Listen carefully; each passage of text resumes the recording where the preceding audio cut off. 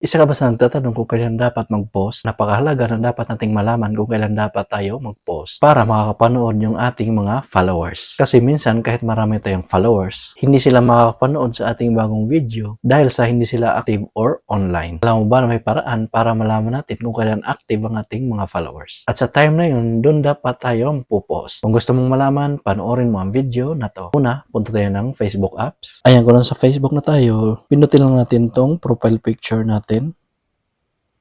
Then, pindutin lang tong si dashboard. Then, pindutin lang tong insights. Then, pindutin lang tong enter actions. Then, pindutin lang tong see all. Then, pindutin lang tong audience. Then, scroll up lang natin. Ayan, so dito natin makikita sa most active time kung kailan active or mas maraming active na followers natin. So, Tuesday yung pinakamaraming active sa akin. So, dapat Tuesday. Mas maganda kung marami tayong pinopost. So, yung pinaka hindi sila active yung Saturday. Sumunod yung Friday.